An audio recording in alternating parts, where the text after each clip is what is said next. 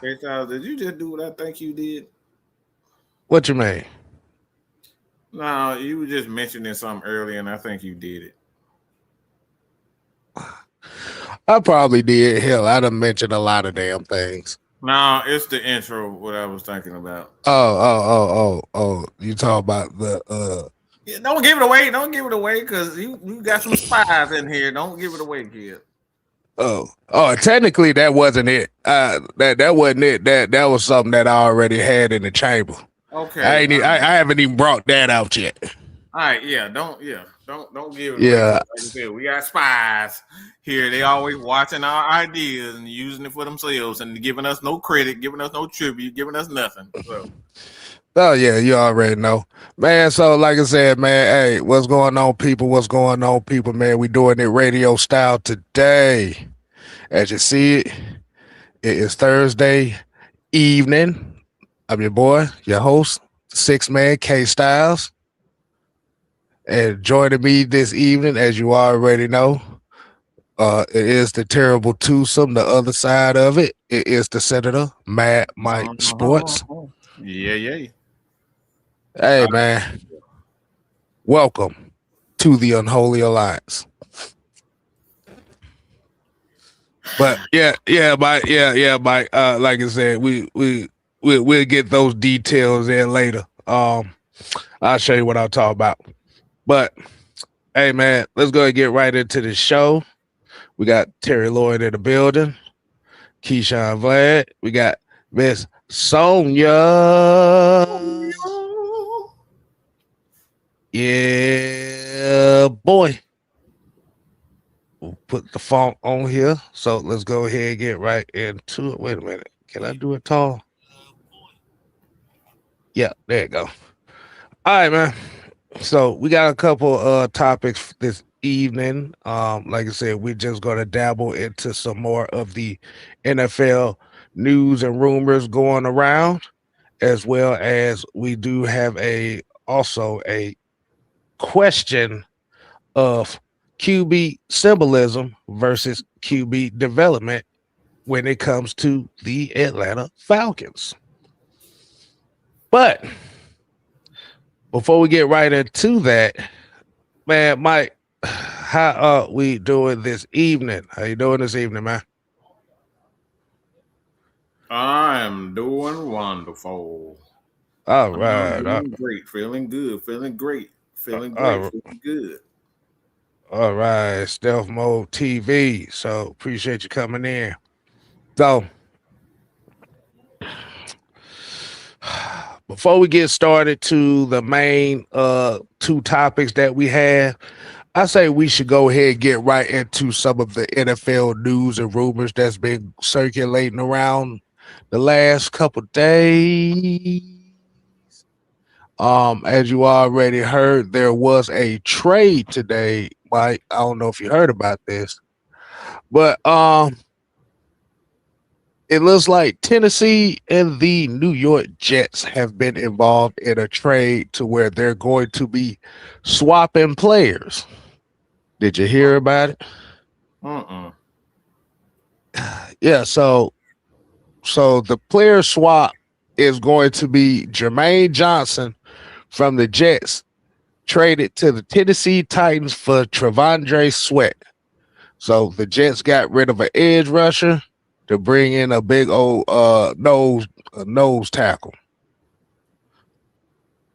In your personal opinion, man, who do you think was the beneficiary of this, and who do you think was the one that kind of got the short end of the stick? Sal, Yes, I was sir. listening, but I didn't hear shit you just said. I'm so sorry. You mother. Yeah, I tend to do this. this mother right here. I'm sitting over here trying to set the question up, and yo, I ain't hear shit you said.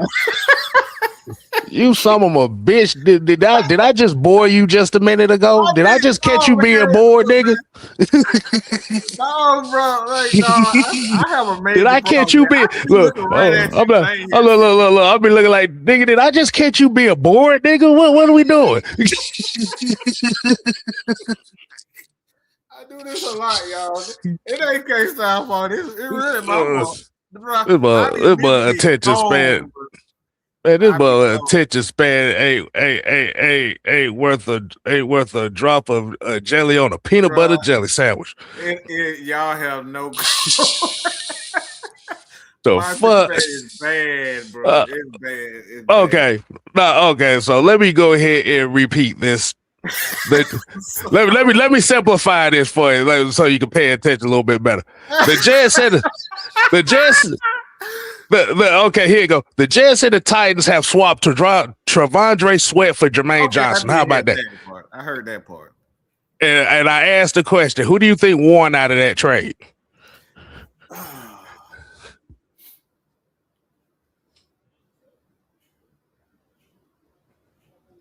That's kind of hard. Well,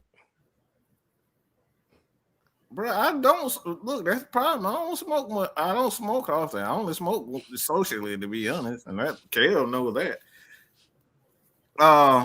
That boy got that Garlic Jr. attention span over there, boy. I'm telling you. I'm a social smoker, y'all. I really am. Maybe that's the problem. Okay. All right. So pretty much from what I gathered the information, Jermaine Johnson pretty much didn't pan out with the Jets as they hoped.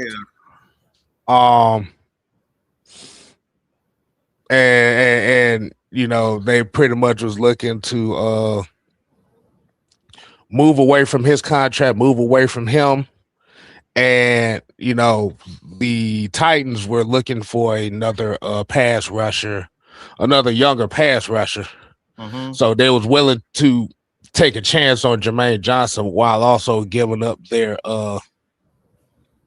second best defensive lineman at that point in time, which is Travondre Sweat. You know, they still got Jeffrey Simmons. Yeah, that's what I can kind of see. But Travondre Sweat was just a big space eater right there. So who do you think won out of that deal? It's hard to say that the Jets are going to lose because their defense is always pretty good for the most part. I'm going to just say a draw. I can't really pick, to be honest. It's kind of difficult. I mean, Sweat. Both of the guys got talent, though. That's like I said, that right there is kind of it's kind of hard for me to say. Because like I said, the Jets are very good at, you know, building defenses, no matter what type of, you know, coach. No matter how much the defense, I mean, the offense look like shit, they defense always kind of step up. So I don't think this is a matter of who, but, you know, if Johnson didn't go, if he didn't go the way that they hope, I'm gonna say the Jets probably won it.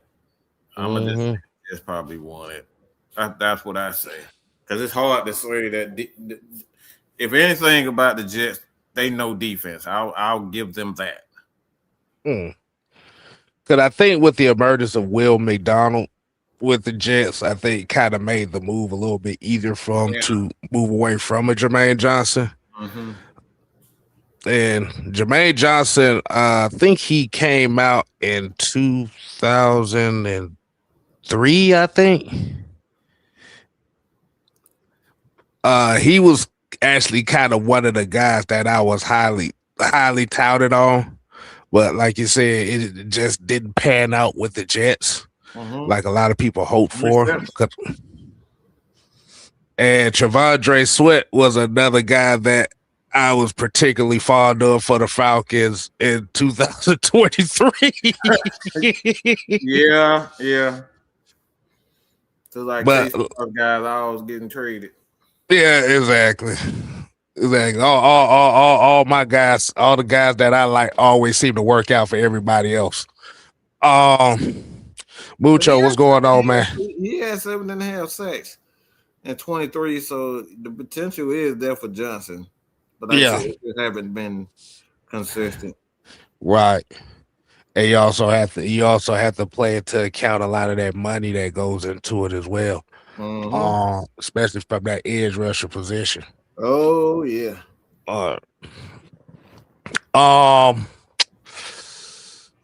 In other news too, speaking of another edge rusher, I know there's another name that's been buzzing around the circuit here as well.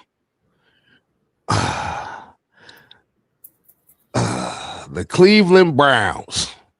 And I'll put it short. It's two different scenarios that they got going on here right now. And I actually put it short on my channel.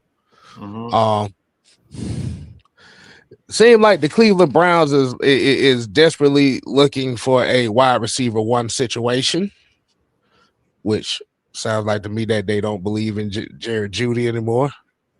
And the two names that has come up quite a bit for this situation is Chris Olave and Marvin Harrison Jr.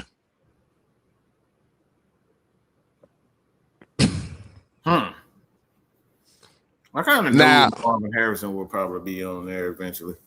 Yeah, because it ain't really panned out for him in Arizona neither.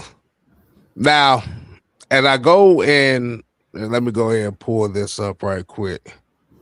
Pull this up right quick, because on the short, I actually did a poll on the short itself, and basically, I asked the question: if this was true, who would be the better fit for the Cleveland Browns? And I got 106 votes out of it, so it was pretty good showing up. 53% said Marvin Harrison Jr.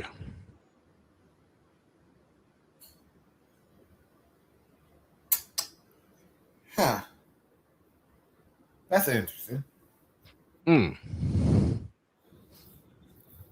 What's your thoughts on that, man?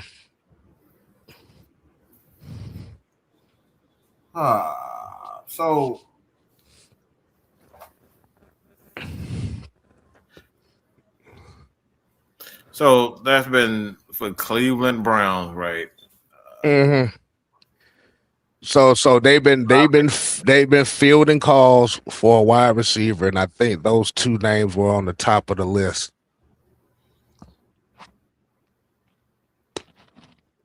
I'm gonna say, I mean, Olave is who he is at this point. I think he's one of those guys with the Saints. He's a high volume guy. He's not satisfied with him having a high volume of numbers. Like he's kind of like Antonio Brown. It's like he's never happy with anything, even though he got some great numbers at receiver. He's just never happy. Like everybody always trying to break records and stuff like that instead of just being good receivers.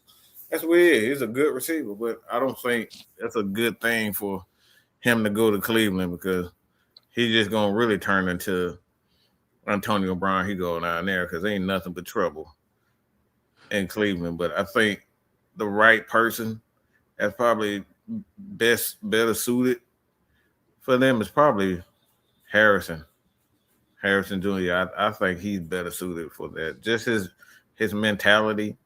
I mean, we know he mute just like his daddy. Motherfuckers look like they got some problems mentally, bro. But yeah, they look like they can't talk and refuse to talk. Yeah. We kind of hear about how gangster Pops is. Like, it don't surprise it. That's a dangerous motherfucker, boy. Oh, that motherfucker is psychotic. Okay, don't get that. But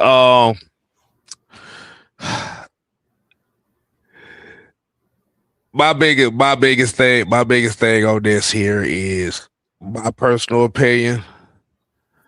The selfish side of me would say go with Chris Olave, but the realistic part about it is, do you take the chance with the concussion histories? I mean, I know the production is there, but do you take that chance? Nah, if I'm Cleveland, I don't. I wouldn't touch him to be honest. And I've seen him with the Saints. We've seen him with the Saints, and he's up one game and he's down one game. It's a lot of up and down with him. So I would say no. I wouldn't risk it. I would much rather just go get a younger guy. I wouldn't risk it at all. I wouldn't touch him.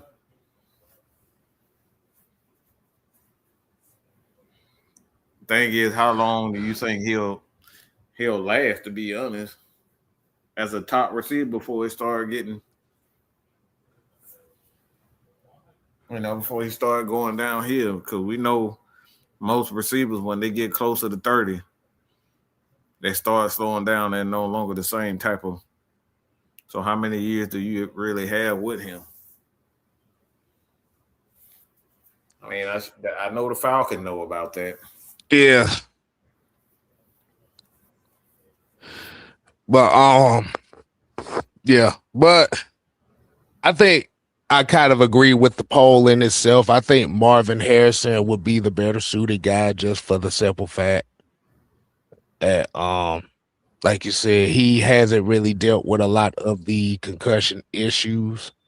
Yes, has he not lived up to being the number one the top receiver in the 2024 NFL draft? Right. But it's there.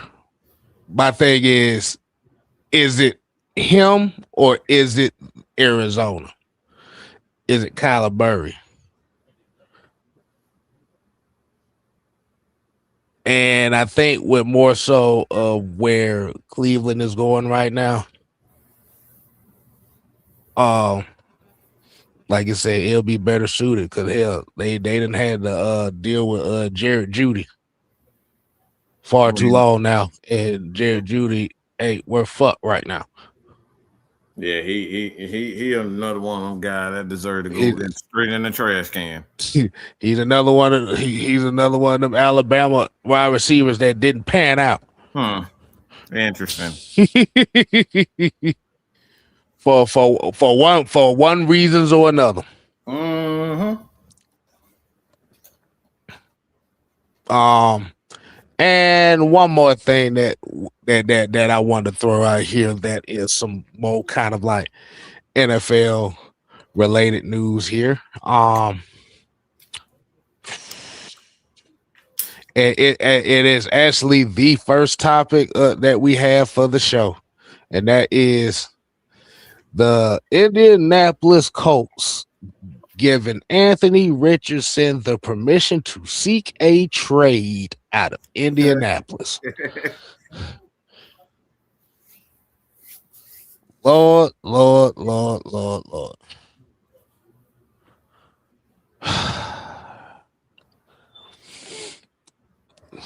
My. This is just one of those things where it actually is the idea of potential, or what you say, physical intangibles over production. And added to the fact that he hasn't really been healthy since he's gotten the lead. Is he worth the risk to trade for? And we're not talking about the Falcons. We're just talking about just any team in general. Is he worth the risk to trade for?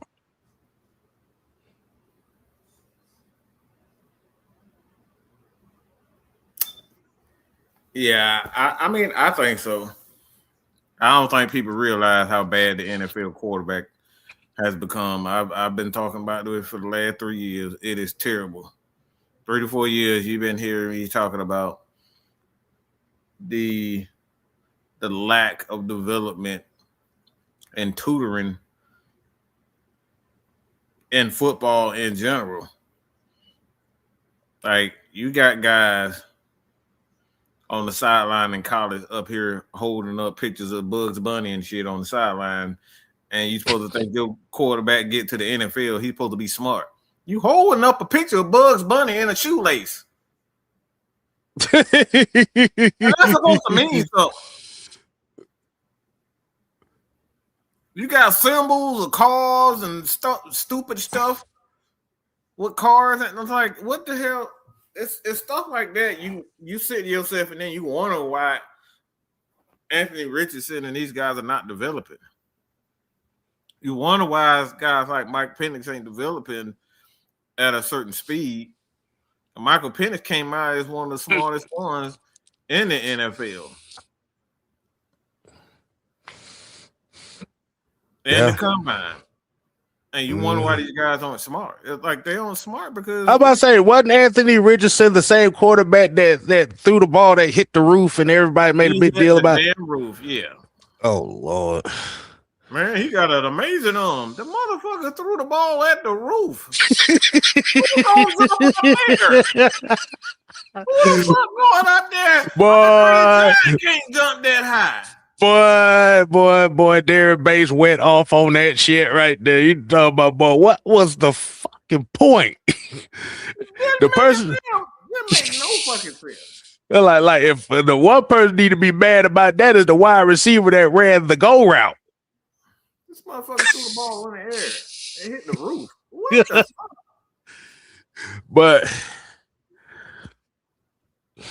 But I don't know, man. Like I said, man, the injury histories, the lack of progression in his skills, it's gonna have to take a special coach to try to get it out of him, because like even at Florida, even in college, he really wasn't that good. Yeah. Outside of the physical gifts. But this is just one of those things where in the NFL Combine started. This is one of those things where he was the recipient of the Combine intangibles and height. Yep. And like I said, to be honest with you, Indianapolis drafting him that high was actually bad for him, knowing that he wasn't ready. But Fred got a question here. It says, and actually, this actually goes right into the next topic, but we'll answer it here. Is Penix slander because he's black? Because Joe Burrow has been just as injury prone. No, the Penix slander is not because he's black. Well, it is because he's black, but he's the wrong type of black. He's the black quarterback that doesn't run. But it's not. But what I mean by that is the Penix slander is there because he's not Michael Vick. Because you have to remember from the standpoint of when Penix got drafted, the whole hype about it was the fact that, because remember when Michael Penix got drafted, what was the first thing that Falcons social media teams was doing and the digital teams were doing? They was already putting the Penix Vic comparisons up. And like I said, and from what ended up happening was you tried to paint him into the image of this guy but trying to bypass the fact that they have two completely different mindsets as far as playing the quarterback position. It's mindset, yep. And this goes back to one of the things that I always say when it comes to the Falcons. Michael Vick, in my opinion, was a blessing and a curse to not only the franchise, but to its fan base in itself.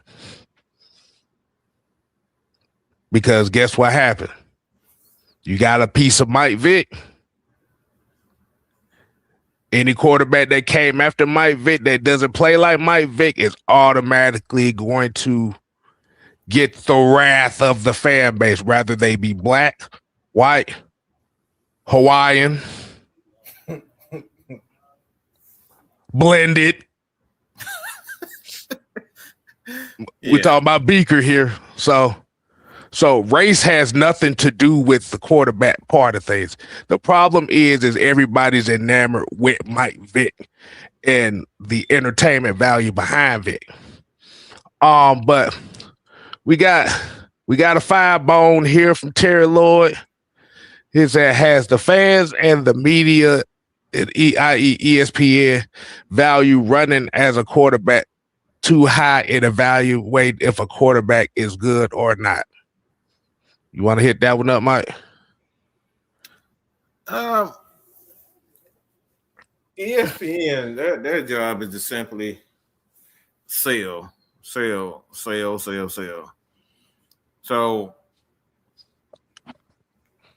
they're trying to figure out where the most money is going to come from. And right now we don't have a 6'5" white quarterback that can't run and who looks like a supermodel. We don't have that right now. They don't have one that looked like Tom Brady and looked like Joe Montana. Okay? We don't have that. Terry Bradshaw was bald, goofy, and stupid looking. You know what I'm saying? Mm-hmm. They wasn't trying to sell no Terry Bradshaw. ESPN is trying to sell anything and everything to somebody. Right. I'm saying all that. It's like running aspect has nothing to do with it. It's more so the ESPNs. They're going to try to give anything. They're going to try to sell anything to anybody. I mean, they still trying to sell us that 7'9" and that 7'9" goof troop in San Antonio. He goofy as hell. You can't sell that goofy shit. I know you ain't talking about Wemby. You ain't talking about Wemby now. Yeah, who the fuck? Like, he clumsy. He look goofy as hell on that field, on the court, don't it? Let's be real. That motherfucker is sloop-footed. I say that much. He's sloop-footed. You can't sell people that. You can't sell that type of stuff. So ESPN is selling. Right. So a lot of times it has nothing to do with race. It's about what you can sell. It's not about their skill set. It's about what they can sell. Mm-hmm. Like that dude, Michael Vick, when he came out, like one of the first things that they said about Michael Vick was this dude is going to sell a lot of tickets. That's why. Mm-hmm. That's one of the main reasons why Dan Reeves drafted him, because at the time this franchise was I won't say poor, but they needed to ramp things up with the fans to try to get the fans to come. And Michael Vick was one of the guys in college that was one of the most exciting things in football in its entirety. So Michael Vick was a selling tool. It didn't really have nothing to do with whether he can run. It was just he was the most exciting thing in college. Mm-hmm. Most exciting thing in football, period. And ESPN, like, man, they had a whole watch on Michael Vick doing other people's game, motherfucker. Like, think about that shit. They had a Michael Vick watch doing other people's game. Had nothing to do with nothing. So it's a selling tool. So ESPN only cares about selling. Yeah. And the thing about it is you can sell hope, you can sell a fantasy. Why do you think the off season is such a trying time when it comes to sports? Because it's easy to sell people anything in a football off season. It's easy to sell people anything. False trade scenarios, wishful draft picks,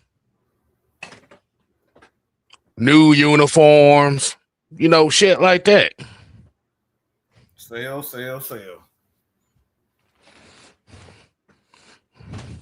Jordan Gamer, get your ass up out of here, you dumb fuck. All right, and nobody asked you whether or not you wanted him. The fuck out of here with that goofy shit. Nobody asked you. Get your ass up out of here, fuck face. I don't even know what the hell that was. They've been talking about nobody wants Anthony Richardson. Nobody asked your ass something. Shut the fuck up. Motherfucker coming here with they be coming up here with their little feeling talking about nobody cares. Man, shut up, bitch. It ain't about if you care or not. The thing about it is it's a conversation piece. It's a conversation. Okay? You probably don't know how to put two words together up here talking about some goddamn nobody cared about it. Ain't nobody asked your stupid ass. We having a conversation. Now, my question to him is: do you not care about it because it doesn't relate to the Falcons, or do you not care about it because it's not Falcon? Because the Falcons does care about. That's actually what they do care about, kid. That's a better. Okay, that's a better question. So, what do you care about? What do you care about?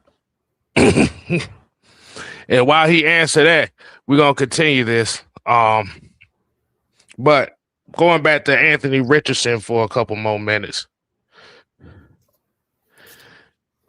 it possibly may be a market for him. I mean, hell, this year's quarterback class ain't worth two flying fucks. Mm-hmm. That's why he. I knew that comment was coming. I know everybody. Oh, I care about the clown there too. He a Jaden Daniels fan. Okay, that's what's up. You just gotta make sure that motherfucker stay healthy. You gotta make sure that motherfucker stay healthy. Exactly. Nobody. How the hell you make your ass way over here if you're a damn watching commander? Ain't nobody saying nothing about no damn commanders over here. Bitch, you born with your own team? You born with your own team? Well, what'd you say? This will summon you. Nah, but it possibly may be a market for him just for the simple fact that this year's quarterback class coming out the draft is like, the fuck? Let's be honest. Nothing. Even Mendoza, who's projected number one overall pick, is like a big nobody cares. Okay. So somebody may take a gamble on him. And it wouldn't surprise me. Mm-hmm. And for some reason, I keep hearing that Minnesota might be one of the top teams that may be looking for that potential trade. Which is interesting because you're going to be trading for an injury-prone quarterback to replace a quarterback that can't stay healthy. Yeah.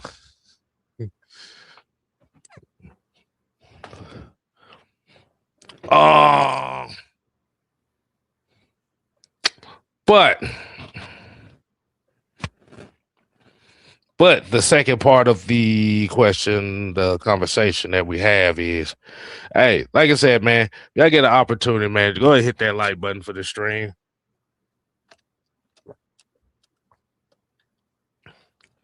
High quality H2O. And Oh yeah. hit that subscribe button if you're new to the channel as well. Make sure you also hit the hype buttons for these live streams too, because the hype buttons definitely do help these streams out as well. So you get an opportunity, hit that hype button. But he said they don't believe in JJ McCarthy. My question is, can you really have a belief of really any quarterback that comes out of the NFL, comes out of college, period, at this time of age? I mean, what can you believe in, to be honest? Mm. I mean, you haven't seen enough to say you believe or not. Like, I don't know what to believe. You haven't seen enough. Do you believe in magic in a young girl's heart? Whatever it starts, there's up magic. And Leo, shut the hell up, cause we been up over here. You just came around, so sit your ass down and watch the show. Do you believe in magic? You see how I did that? I'm singing a song. And reading at the same fucking time. Exactly. And Keyshawn, if y'all don't follow Keyshawn Vlad on Twitter, he actually got a lot of scouting stuff with the quarterbacks too. So Mike, you might need to do something with him. Do something like I say, do something with him with that. Keyshawn just need to get his ass on Facebook and find me on Facebook, and we'll put you in the draft group. Exactly. You know how them 20-year-olds, they don't like Facebook. Man, Facebook lame, man. We got a whole group. No arguments over there, man. We need some arguments. We got a whole group dedicated on the draft and the prospects and stuff. So yeah. Mm-hmm. But the second part of this is, and I kind of made a comment about this last week about the mindset of the average Atlanta Falcon fan and the Atlanta Falcon media when it comes to the quarterback position. Mm-hmm. And like you said, there's the question: QB symbolism versus QB development. Why do you think? Why do you think that the symbolism of the quarterback position, and what I mean by symbolism, whether it be a Michael Vick prototype or, and I'm just saying this, Mike Stetson Bennett. Why do you think that the symbolism of the quarterback position outshines the development of that position?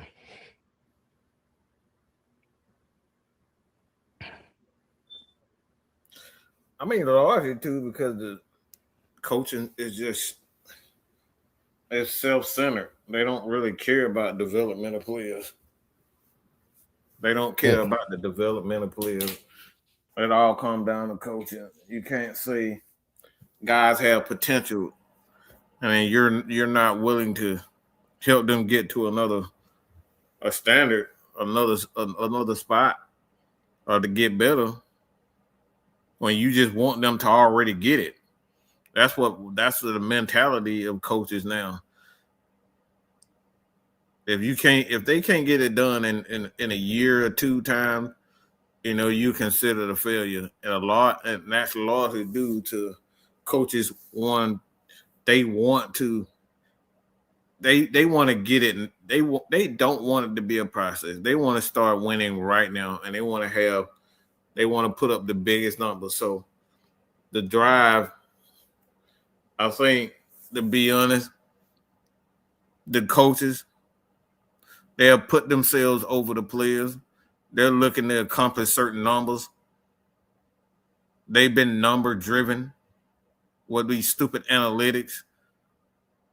Like, numbers for coaches now has become the end all be all. Like, if our offense get X amount of numbers, that means that I'm in the top in regards to that particular position because look at the first year with Zach Robinson. All they did was threw up a whole bunch of numbers. They didn't really improve anything.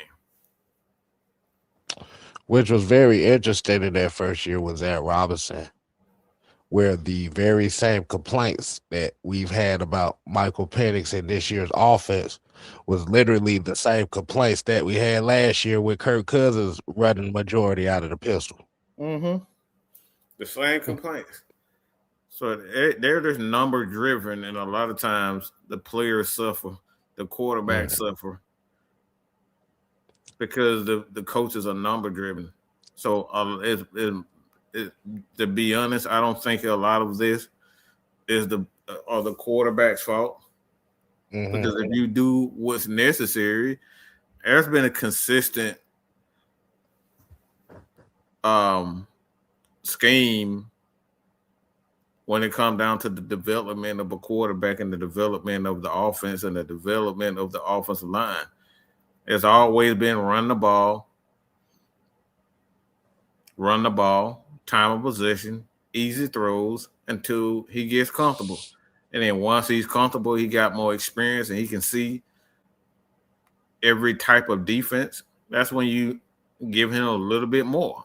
But you got coaches now, most of these guys, they just want to come out and throw a whole bunch of, they want to throw the ball 40 times with their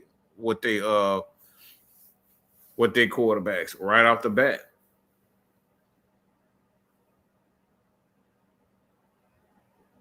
Yeah. So the way you kind of explained it in a interesting because, like you said, development always tied to coaches and symbolism is always tied to fans.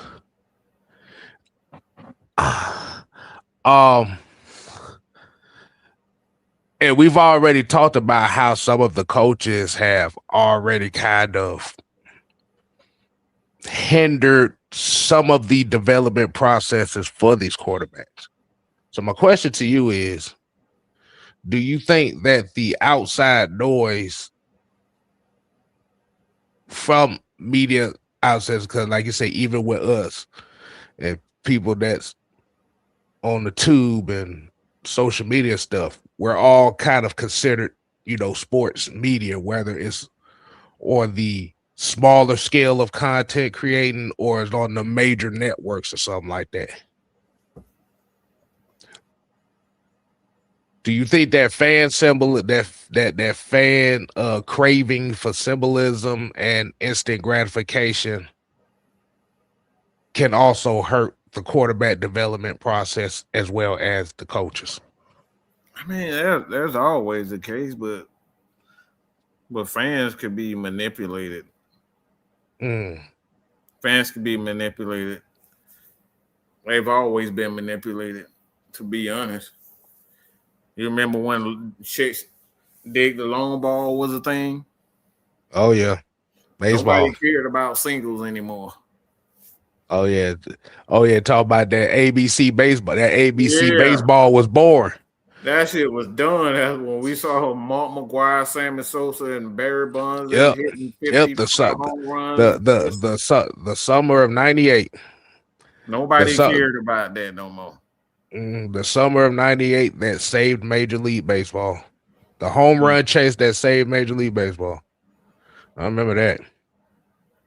And then the Braves tried their own little version of chicks dig the long ball. And Lord have mercy, that experiment failed miserably. Damn near everybody in the lineup was hit 20, 25 plus home runs and struck out about 100 times each. Where my damn? Where my thing at? I need to look something up with that. But they manipulate, like I said, that like the fans can easily be manipulated. So I don't necessarily think, like I said, man, the fans can be manipulated. Because if the Falcons end up, let's just say this, let's be honest. If the Falcons were to come up here and run the ball for about 3,000 yards. Let's just say Bijan have 2 of them, and then our backup have 1,000. They rush for like 3,000, and we win 15 games. They won't give a shit how we do it. All they care about is us winning. Right. See, the media have manipulated a lot of the, like, even the owners have manipulated things. The media have manipulated things to pretty much suggest that, you know, the new wave of things is throwing a ball. And we saw what happened with that. They threw the ball, and then the quarterbacks got worse. So people going right back to running the damn ball again. So fans can be manipulated, man. Easily manipulated. I mean, look at Georgia Tech and Georgia, for example. Both of them, if you really look at both organizations and schools, like, they stuck to running the ball. Brent ran the ball. Kirby ran the ball. Right. They pretty much they pretty much almost identically ran the exact same system if you really look at it. Almost the exact same system doing the exact same things. Just different talent levels.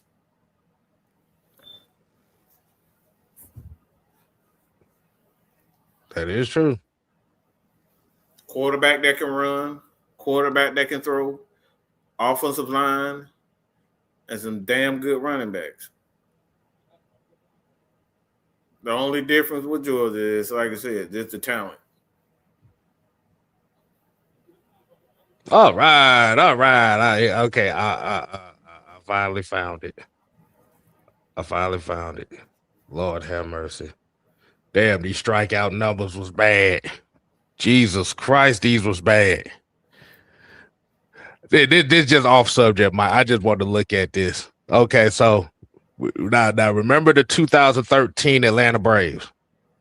Remember, that's the year we lost to the Dodgers in the divisional series.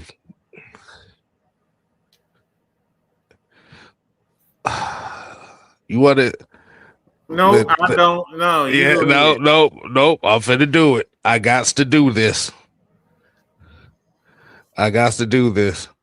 So, for the entire team,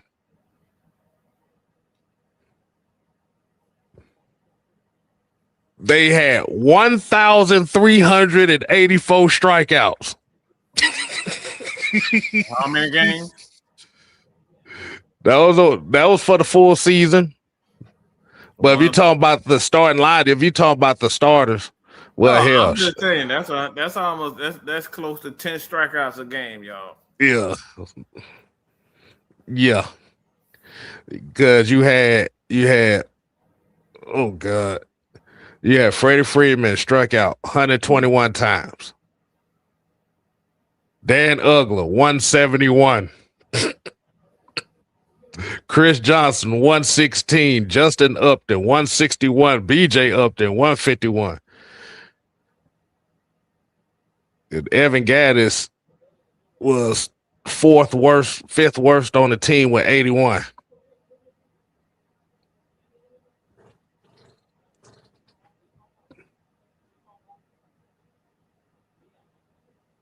Yeah. Mm-hmm.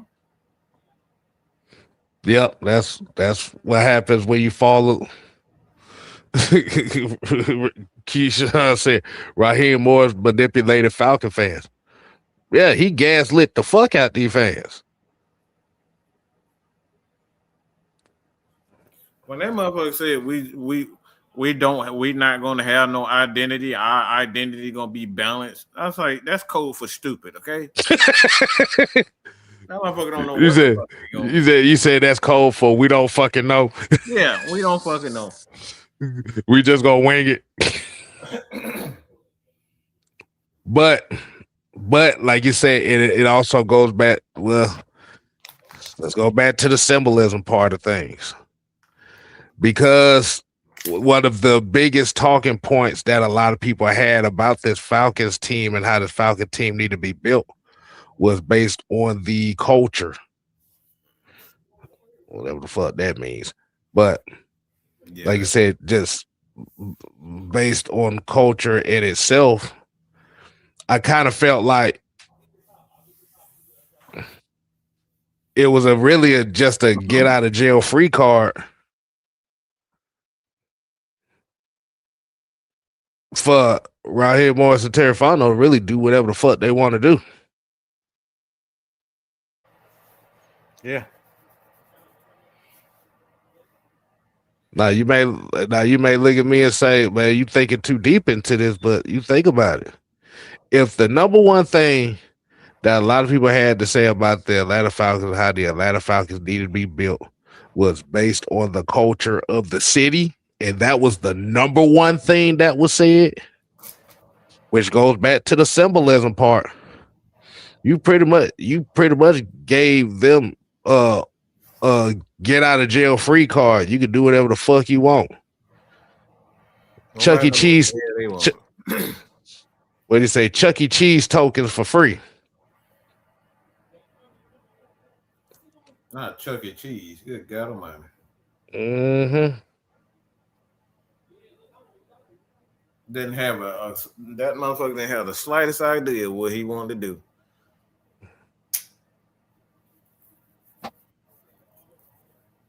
All we know, we gonna find a way.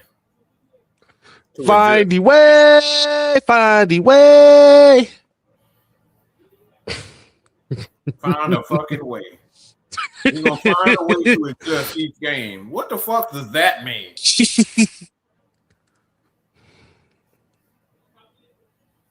And then we hear Jeff Olbrich talking about we was out here doing shit that never been done before. Man, shut up.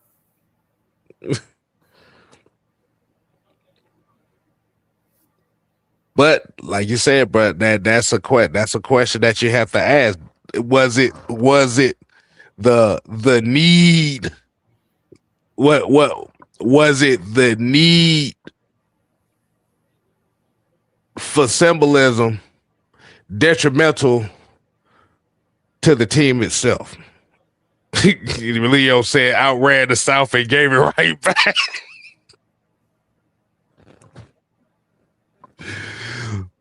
Lord, the need for symbolism. I mean,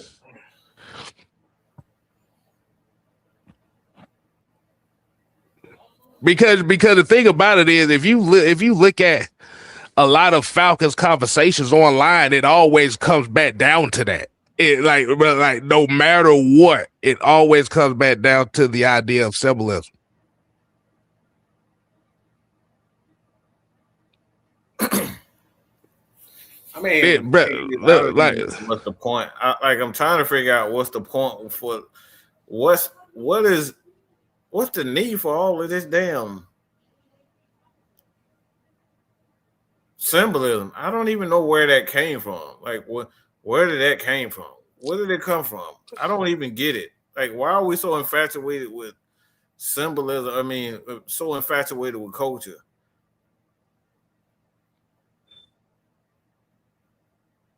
Why is it that everybody is so infatuated with a culture?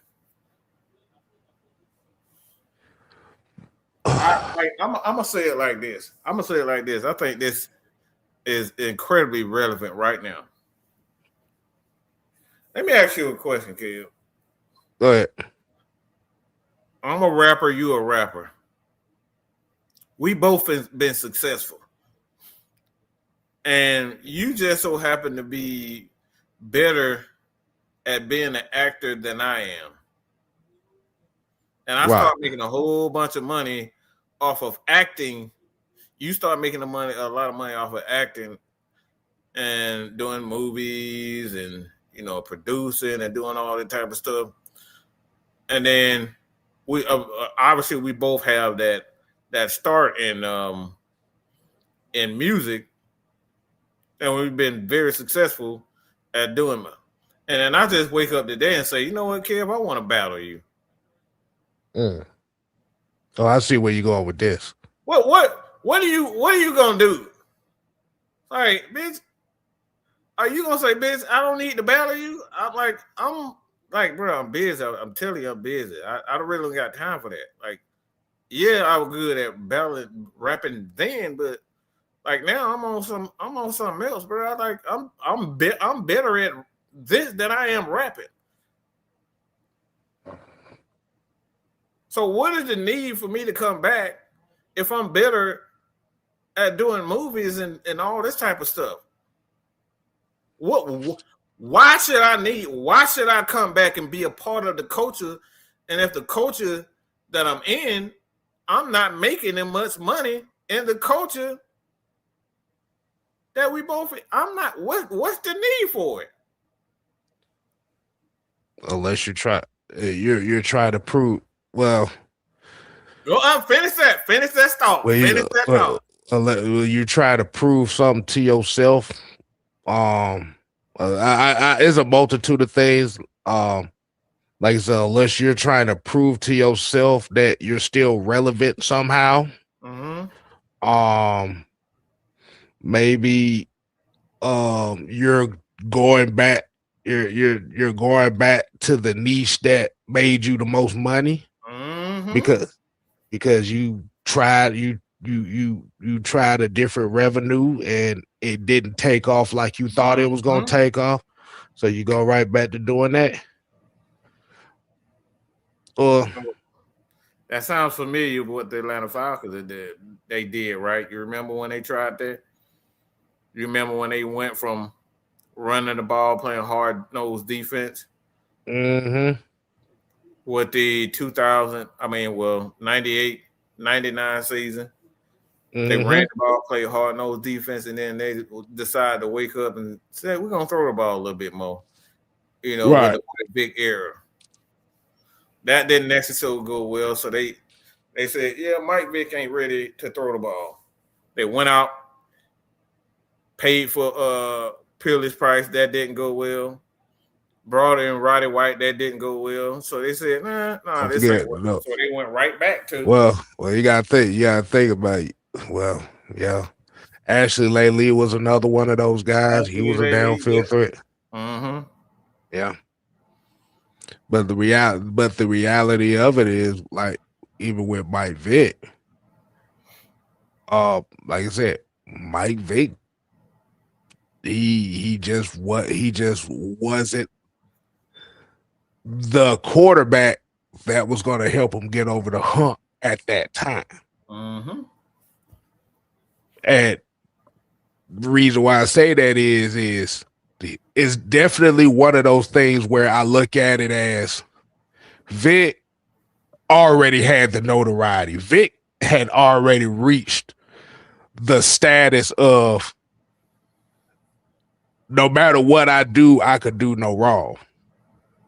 So that might have been one of those cases where he's like, shit, I already made it.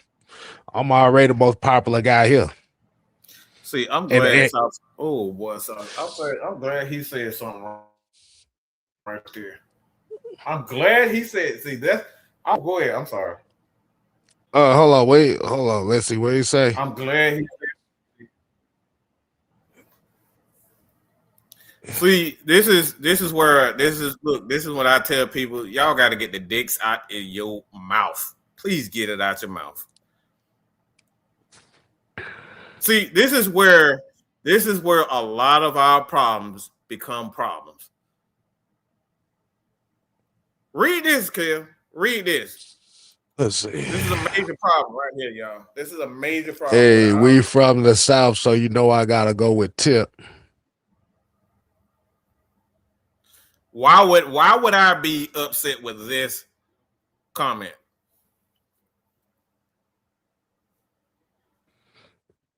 Why would I be bothered by this comment? Why would you be bothered with it? Whether because it's a blind loyalty? You just following shit, just to be following shit. This is the same thing when we talk about with Michael Vick. He sucks. He failed. And just because he was an Atlanta Falcon, y'all want to blindly go behind this man. Oh, he from the South. I got to go with Tip. Just because he's from the South. Matt Ryan has been the greatest thing in this city since Chipper motherfucking Jones. Guess what? Nothing. No respect. T.I. went out his way to shit on this man Southside. Do you remember that? He don't represent us.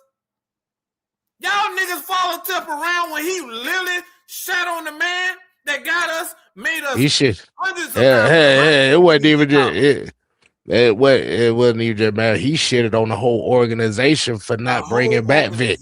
He shitted on the whole organization for not bringing back Vic. He shitted on the whole organization, and we up here talking about, man, I'm from the South. Matt Ryan was representing the South. He still shot on him.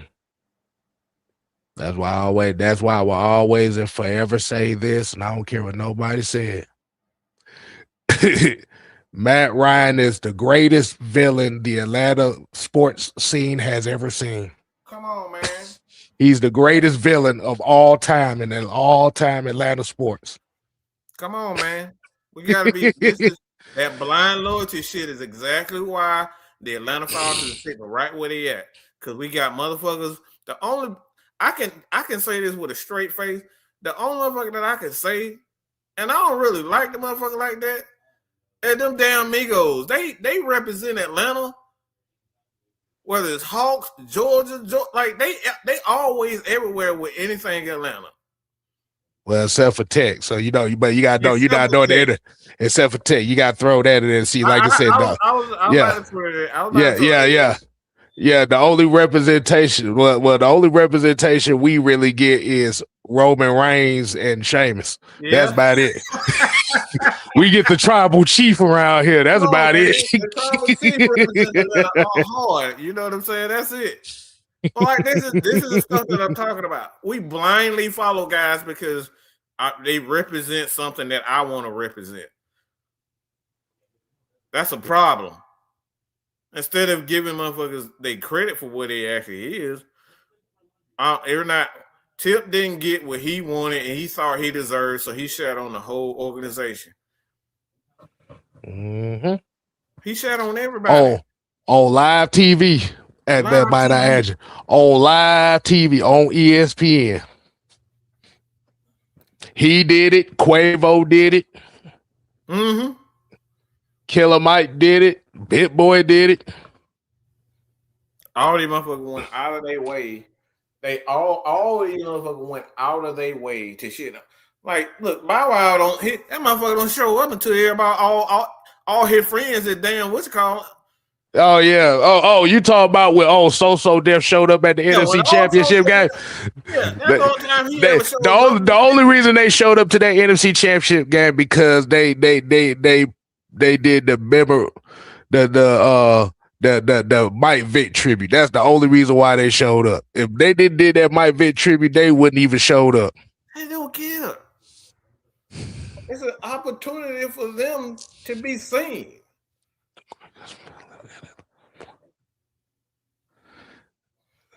And they go out of their, like I said, they go out of their way. All of them go out of their way to get on national TV to embarrass. And then we say, yeah, man, I'm a roll with them. You gonna roll with Tip, the same motherfucker that went out of his way? He went out of his way to make Matt Ryan and his family look like they wasn't even accepted in Atlanta. He went out his way to do that in front of the world, and then he got a problem with 50 Cent going out his way and saying, nah, bro, I'm good on that. I got some other stuff going on. I don't need to rap no more. Now you mad. Because that's what it is. You just mad because the man, look, he on some other man, 50 years old. He said, what'd you say? He mad because he ain't giving him no attention. He ain't letting him ride his big wheel. He ain't letting him ride his big wheel. That's all it is. That motherfucker had 5 disc records. 5 of them. This man got disc record after disc record after disc record after disc record. Still looking for an opportunity. It's the same man that went out of his way talking about fuck Matt Ryan. He don't represent the city. Huh? He said that in front of Stephen A. Smith. Y'all want us to pull up the y'all want to put up the audio so y'all can hear for yourself? Should we do that, Ken? Oh shit! Look, all I'm saying, we don't have to. All I'm just saying. Hey, if you got it, but you can pull it up. Shit. Hey, you pull it up right there.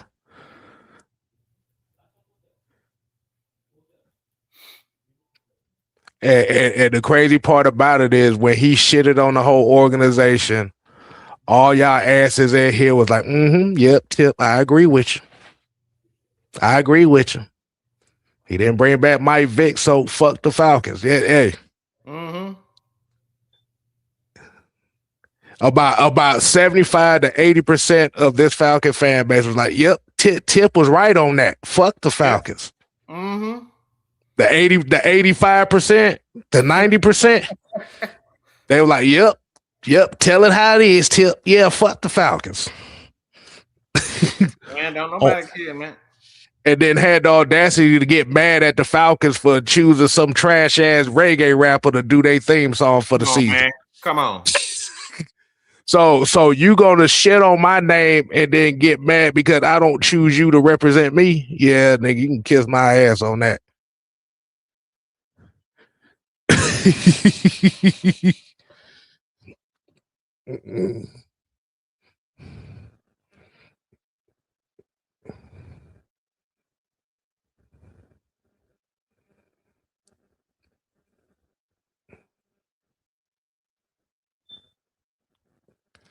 Mucho said he mad because they agreed to something and 50 backed out.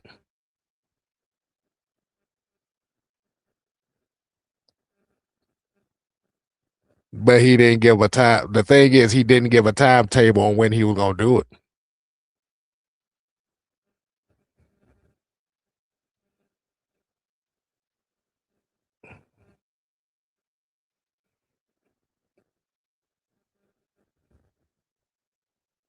Oh, you about to pull it up, Mike? Yeah, I'm yeah. Hold on, I'm getting the right moment. Hold on.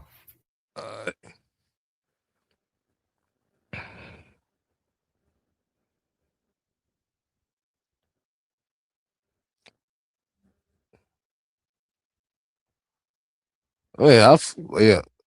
Like you said, rather you T.I. fan. Like I said, I'm a T.I. fan too. But like I said, the reality of it is,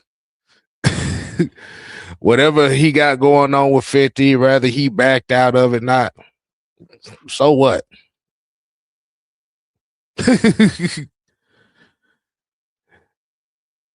I just say, so what?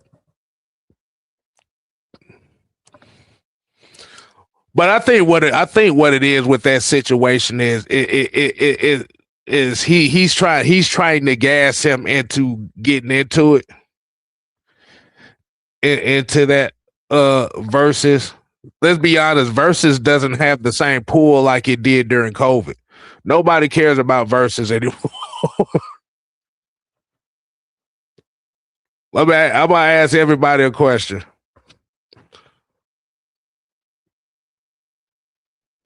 When the last time did you? What was the last versus you cared about?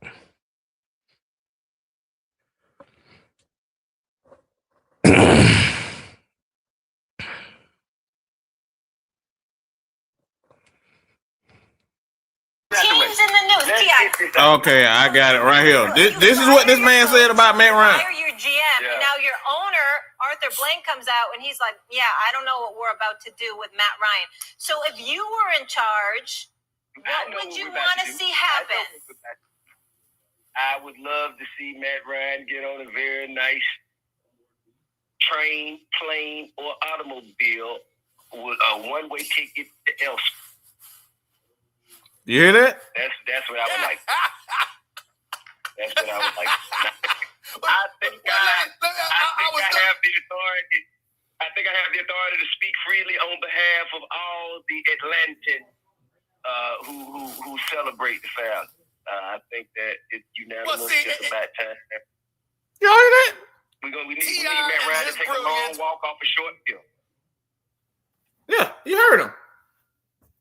That's the guy y'all worshiping right now. That's the guy that everybody in Atlanta, because he's from the ATL, Shout it. What my name is. This man shitted on the greatest quarterback, talking about he can't wait for him to get the fuck up out of here. Train, bus, or automobile up out of here. And he has the authority to speak for all of Atlanta. Bitch, please. Who the fuck crowned you king in this motherfucker? Because you did it. Who crowned you? You crowned yourself as king of rap, but not king of sports. I don't know who gave you that authority. You gave yourself that authority. And I'm here to tell you, pimp, anybody can send it to him. I don't give a shit. Nobody crowned him king when it comes down to this sports shit. I'm not even the king of this shit. For him to go out and see, this is the hypocrite. This is why I'm looking at him and his whole shit with 50 right now. It's so hypocritical. It's so hypocritical. You going out of your way to shit on a man that has spent Matt Ryan has given so much money back to this community. Look it up. He's made so much money for this organization, the fan base. I mean, let's be real. Half the time when y'all was buying all y'all damn season tickets, the only reason why y'all was buying the season tickets because we was winning. Nobody buys season tickets when we fucking losing. So y'all motherfuckers have made money off of Matt Ryan's winning. And y'all made hundreds of thousands of dollars off of selling y'all tickets, y'all season tickets, because I know. I've seen it. So this man has done nothing but add to the city, and yet we got guys like T.I. going out of his way and say, nah, fuck him. He don't represent Atlanta. Get him the fuck up out of here. I'm gonna stop talking now, man. I'm gonna stop talking. Now Tip might make about goddamn 6 diss records against me now. Okay. What you gonna talk about your what you gonna talk about your bug out of ass? That's what he gonna say. Yeah. Your bug out of here, nigga. Fuck nigga. Who the fuck you talking about? Fuck nigga. Mm-hmm. Get the fuck out of here. Who the fuck crowned him king over Atlanta? Fuck him and all these motherfucking celebrities think they speak for all of Atlanta. Who the fuck gave y'all authority to speak for everybody? The fuck out of here. He represented Atlanta. Man, he represented Atlanta. I'm going with Tip because he from Atlanta. Man, fuck. None of them motherfuckers don't give a fuck about me, you, and their own people. Man, fuck out of here. Fuck all these Atlanta motherfucking celebrities. These bitches don't give a fuck about nobody but themselves and the dollar bills, y'all. Let's keep it real. Vic shot y'all motherfuckers. Yeah, Vic shot y'all motherfuckers a finger so quick. When y'all turned on him, the fuck out of here. Get the fuck out of here. I think a lot of people kind of forgot about that part of the game. But that just goes back. That goes back to the symbolism part of things, man. Like you said, once a certain aesthetic is fulfilled, then, like you said, it's pretty much a get out of jail free card, and that's kind of what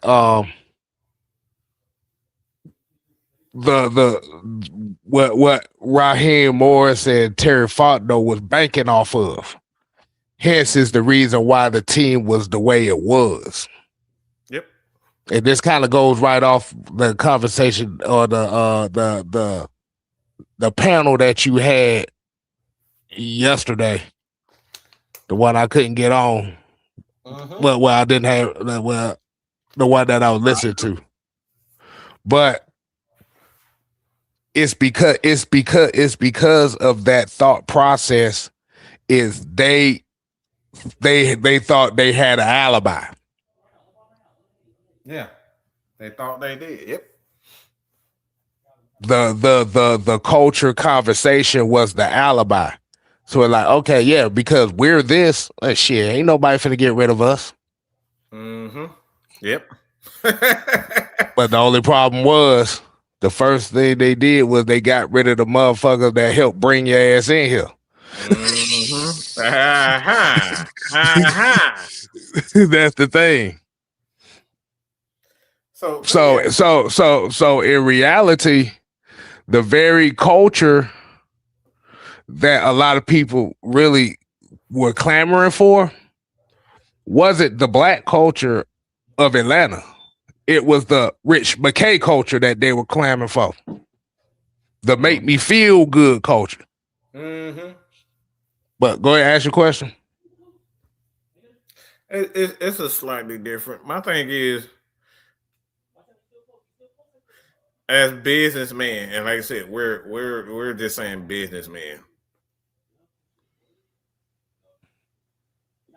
As businessmen, don't you believe that you should reserve the right to change your mind in business? Don't you feel like you should have the right to change your mind about any business venture if you don't feel right about a situation? Was it the question is was it a contractual agreement?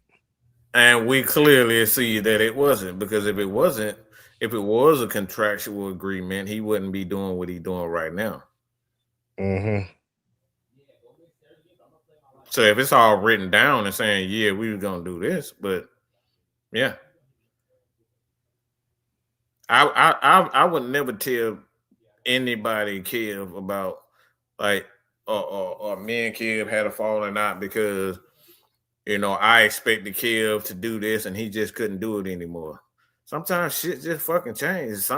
Look, I'm making $100 million off of this. Like, I know I said this, but hey, Kev, I'm gonna have to put that on the back burner a little bit. Like, I can't do it, bro. Look, I'm making $100 million right now. That's only $12 million I'm gonna make with you. Like, what's more important, your word or making that $100 million? Well,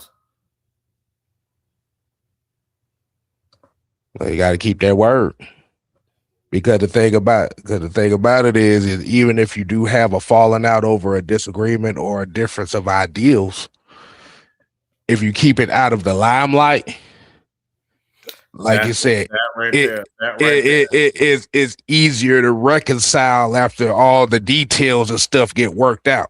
That's the point, Kill. That's the point right there. It don't matter if I break a contract. It don't matter if I break it, my word, or break the contract. The biggest thing that you want to do, it ain't everybody's damn business. This between me and you. Man, Kev gotta we gotta knock each other head off in the background. This ain't got nothing to do with the whole world. Right. You put it all in front of the whole world. Because what it is that the whole world is going to gaslight it into something much worse than what it need to be. Yes, exactly. That's where the true sucker shit comes in, is when a personal issue becomes public. Let me say it again. That's when shit get real fucked up and people start losing their lives, is because a personal matter has become public. It should never, any disagreement, whether I'm dead ass wrong, should never reach that. It should never reach that. It should never reach to that point. Right. You always want to be a man of your word. But even when you're Mr. Your man of your word, you got to be man them up and say, hey, look, man, not right now. I got this going on right now. And you just got to respect it. And some people don't want to respect it. And that's what takes it to a whole nother level. But not everybody respond the same way, though. Sounds very familiar, Granddad. Yeah, Kev. I knew you was gonna get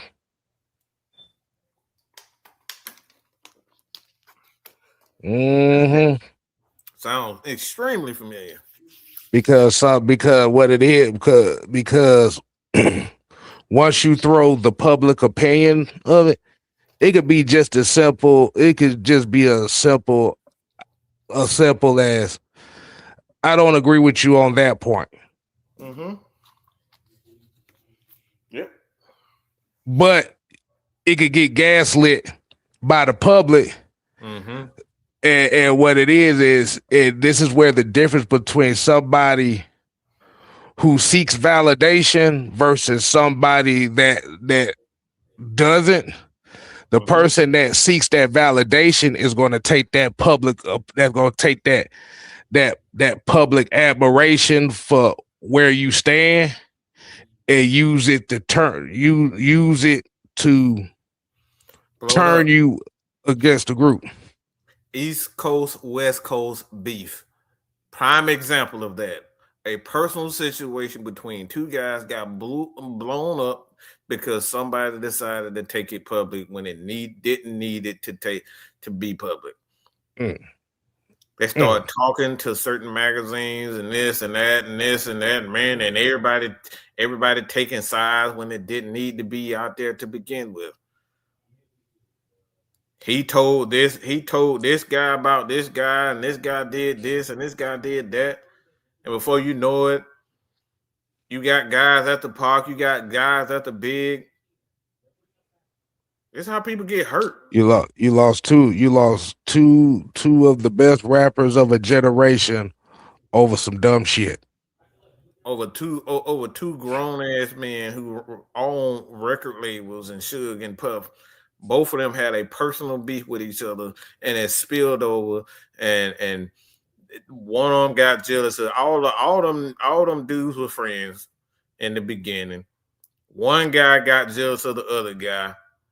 This guy started running his mouth, and that friend turned on that friend, and that friend turned on that friend, and that next thing you know, you got media outlets turning and adding into it, and before you know it, it's blown up. So I know a lot of people looking at 50, everybody looking at 50, but I think 50 the smartest motherfucker in the game right now. Cause he ain't saying shit. People get hurt just for people open up their damn mouth and telling all their business when they just like sometimes it's best to shut the fuck up, man. That what Truth always tell you all the time. A lot of motherfuckers don't know, boy. Truth always say, Mike, it's better just to shut the fuck up. He tell us that shit. Kill tell me that shit all the time too. Just shut the fuck up. I know you got the right to feel upset, but it's best to shut the fuck up because this shit could get real. It could get real ugly. We've been down this road before. And I know we didn't want to take it to that turn, but look. Like I said, boy, you ain't doing nothing but preaching the choir because that's all we've been dealing with for the last 5 years doing this shit. That's it. That's all we've been dealing with. We've been doing.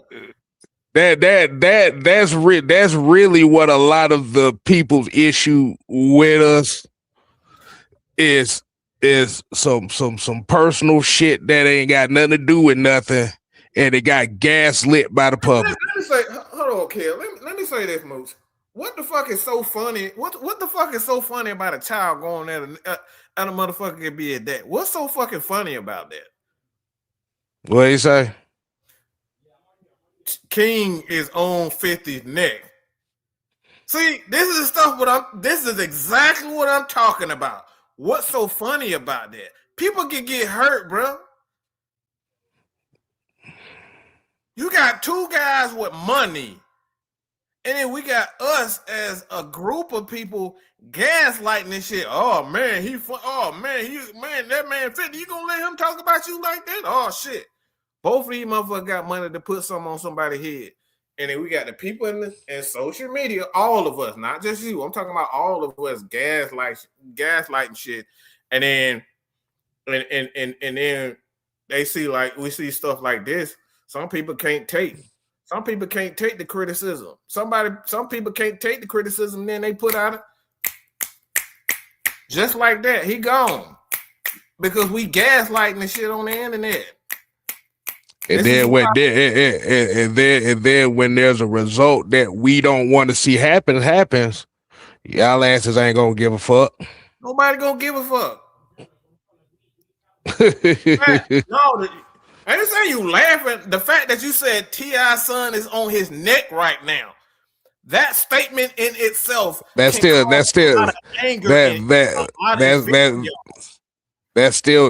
gassing the situation up, regardless on how you feel about that. Mm-hmm. That's still gassing it up.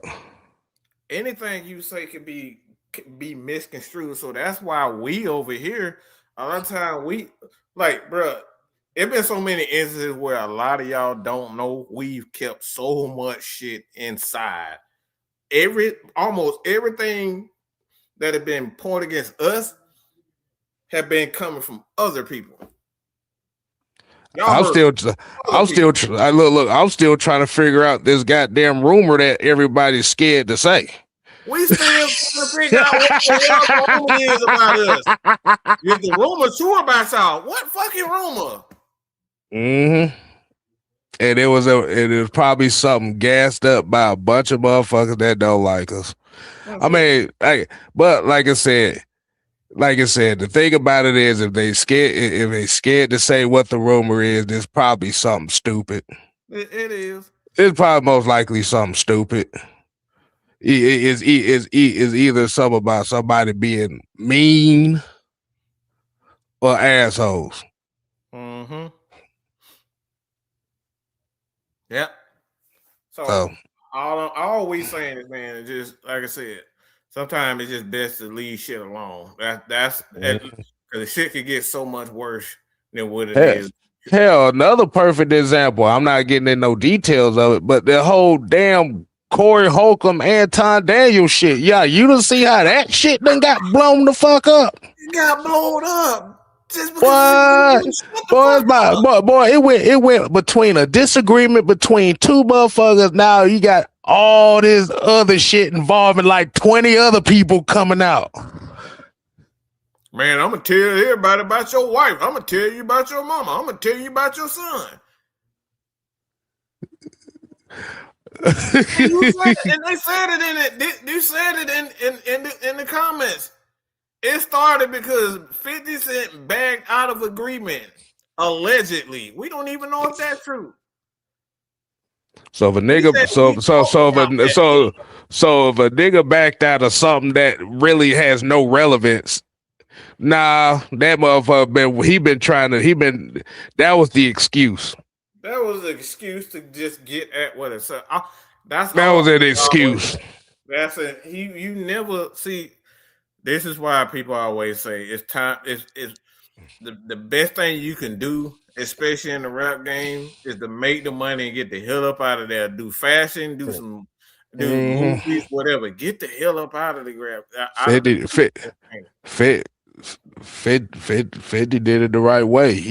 He got around the entertainment industry. He got around the right people, the right billionaires. He made the right moves. Get out. There's so many people in the music.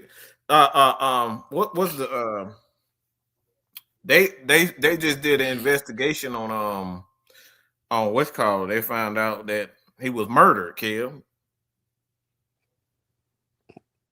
The lead singer, god dang it. For what group? Committed suicide. Lazy committed suicide. Good God Almighty. Damn. I can't think of the fucking name right now. But they just said right then, like you got so many artists right now that they dying, and you coming out. It's like the music industry is vicious, y'all. I don't think people realize the music industry is one of the most vicious, disgusting people there is. Look what happened to Mike. Look what happened to Prince. Look what happened to Quay. Take off. Take off. Take off. Like the music industry is full of disgusting people. Pop, Big, all these people died in the music industry, man. And it usually be over something. Kurt Cobain. Kurt Cobain. That's Kurt. Oh yeah, talking about the thing with yeah. Oh yeah, I'm not surprised. Yeah, because it was a whole bunch of fishy shit going around that thing, and I think what it was they went back and watched a documentary about this, and it was like a lot of the stuff ain't adding up. Yep. Because of what a lot of people don't realize about Nirvana. Nirvana actually, for those that don't know, Nirvana was actually one of the few groups in that grunge rock genre that brought all races together. Yep. Mm-hmm. The reason why black people listen to Nirvana, David Grohl literally told Pharrell, hell, half of the damn who was the drummer at the time, and Future Rome became the lead singer of the Foo Fighters. But if you listen to a lot of Nirvana's tracks, he said out his own fucking mouth, hell, shit, I just copied what the Gap Band did. SOS. Come on, bro. So that's why a lot more black folk listen to Nirvana than what they didn't think was, because it was a lot of funk in their sound. Yep. Even though it didn't sound like, hell, the motherfucker said his favorite artist was Lead Belly, a blues singer. Come on, man. Y'all go back and listen to. Y'all go back with Nirvana. You go back and listen to the Unplugged in New York. If you listen to the very last song, Where Did You Sleep Last Night? Yeah. I know that one. Yeah, I definitely know that one. Tell me that ain't old blue. Tell me that ain't old blues.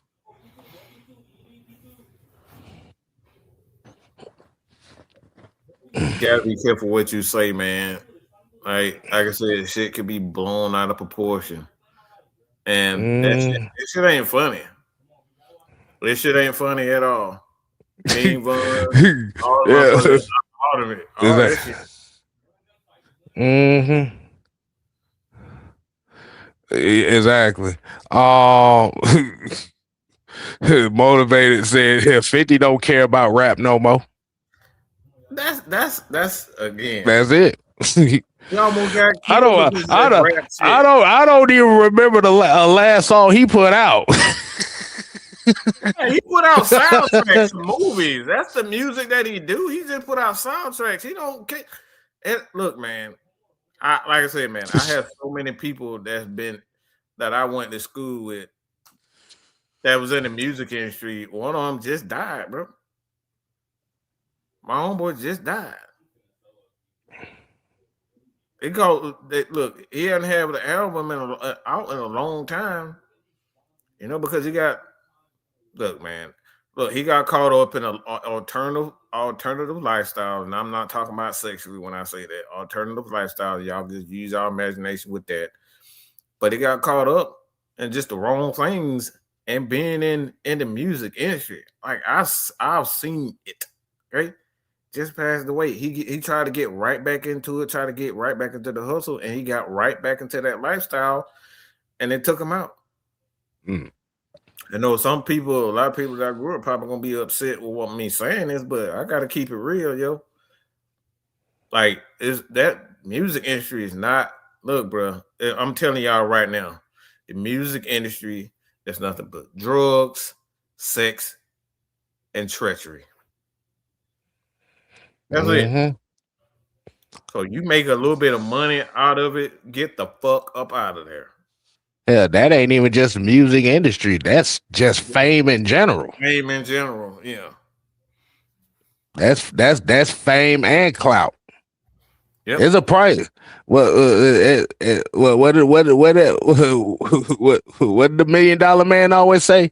Everybody got a price to pay. Right. Well, that's the IRS. That's what IRS say. Everybody's got a price to pay. Yep. Exactly. So you think this shit is free out here? Nah, this shit ain't free out here. You think align yourself with certain people's gonna give you some free clout and free attention? No, it's a price to pay for that. Because guess what happens? See, this is why I'm not getting caught up in this King T.I. stuff. Because guess what? Somebody's not gonna have the same mentality that 50 has and say, man, screw that little nigga. Ain't nobody T.I. Look, somebody else ain't gonna let it go. You might run into a motherfucker who really don't give a fuck. Right. And he not gonna take no L for nothing. Like you setting it, like I said, man. It's like look. Like I said, at the end of the day, it ain't none of my motherfucking business. It ain't your business. But at the end of the day, people need to learn how to shut the fuck up, man. And stay out of other people's fucking business. That right there is where it comes down. You got a motherfucking problem? Look, it ain't my problem. Mind your motherfucking business. Stop putting everything on social media about how everybody did this and everybody did. Keep that shit to your motherfucking self in-house. Mind your motherfucking business. Because all it comes down, Mucho, is manipulating. And once you manipulate, that shit can get so far blown out of proportion where it's like you can't even you can't make it up. So when Kel say it ain't my motherfucking business, that's the way it need to be. Ain't my motherfucking business. Look. That's why we made the declaration with all this other shit. Like I said, like I told Mike there before, I waved the white flag. Serious about growing on YouTube. This is for you. That's it. Look. I'll be dead to y'all. That's fine with me. That's cool. We know where it could go. We know where it could go. People don't threaten to kill me and kill. I think it was about 3 or 4, about 3 times already. But it's all part of the game. It's it, yeah. It's the internet tough talk, but like I say, it's all part of the game. That's it. Yeah. Over Matt. Guess what? It was over Matt Ryan. Just think about that for a second. Something dumb like that. Come on. Yeah. Man.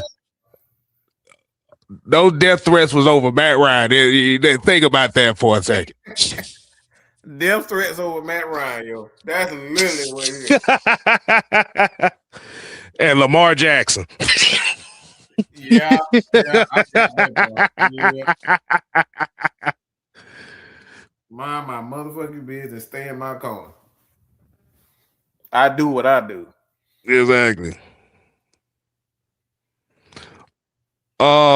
Yeah, we watched some of the combine today. I got like I said, I saw a little bit of the combine. You probably have to watch it with Sam and Fresh and all and everybody over there with the Unholy Alliance show because they'll have better coverage of it than I would.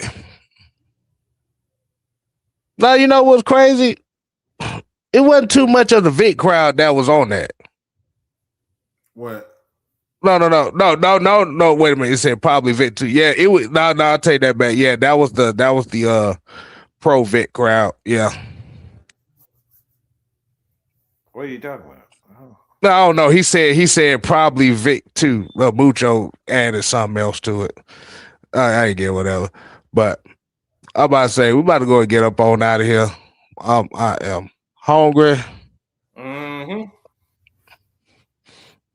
About to brew me up some tea. Yes, I'm about to put me a kung fu movie on. And we about to be good. So until next time, people, we ain't here to play. Oh no. Or we here to stay. Oh yeah, dig it. You ain't gotta go home. But you gotta get the hell up out of here. Oh yeah. Deuces.